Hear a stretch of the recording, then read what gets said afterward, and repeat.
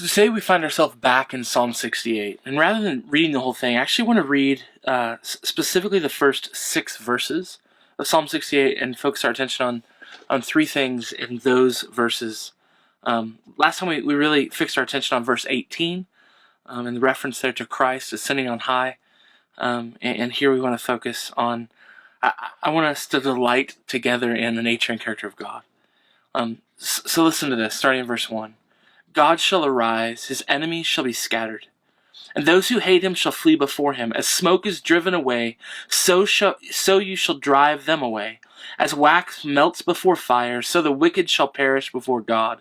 But the righteous shall be glad, they shall exult before God, they shall be jubilant with joy. Sing to God, sing praises to his name, lift up a song to him who rides through the deserts. His name is the Lord, exult before him. Father of the fatherless and protector of widows is God in his holy habitation. God settles the solitary in a home. He leads out the prisoners to prosperity, but the rebellious dwell in a parched land. So I want to see a couple of things. One, he is the one who rides through the deserts. This is a picture of this jubilant God making war on his enemies and fighting on behalf of his people. But I want you to look particularly with me at his people and who they are and who they're marked out as in this text.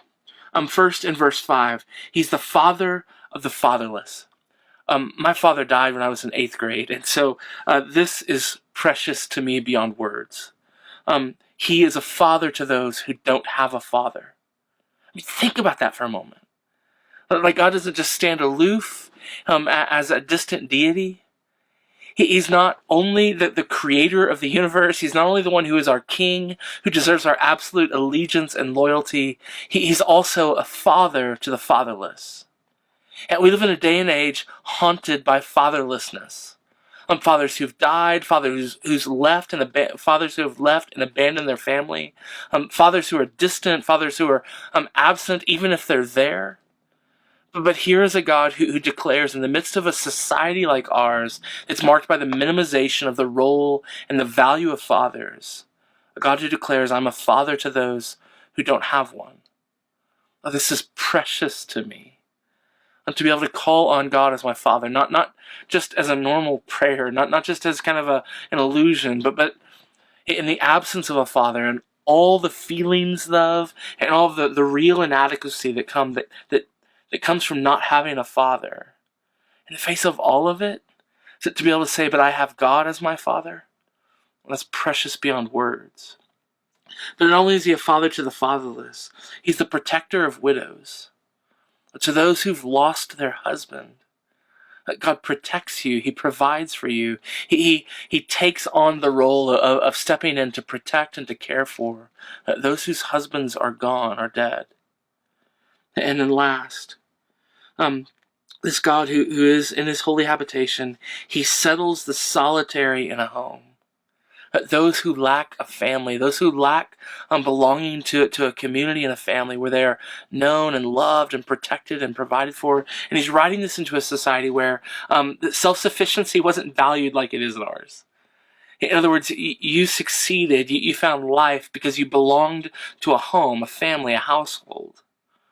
But what God says is those who are without, and in this day, and in many ways I think in our own day, in ways that we don't even take into account because of our high value on self-sufficiency. To be without a home, to be without a household, it was to be destitute.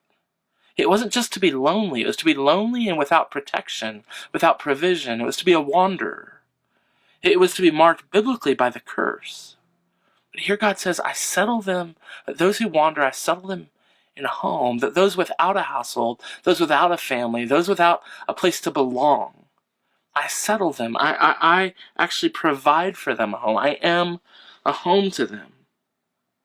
I mean, this is the character of our God. A God who, to those who need a father, he's a father to them. And we desperately need fathers in our day. To those who have lost their husbands, he is a protector for them.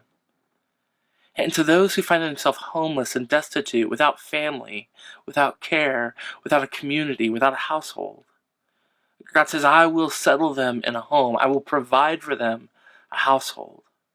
I mean, this is who God is. This is the nature of God's salvation. Not just religious abstractions, but that He actually comes and through His people and by His Spirit becomes a father to those who need Him. He becomes a protector to those who have lost their husbands, who need the provision and care of a husband. And He becomes a home for those who lack it.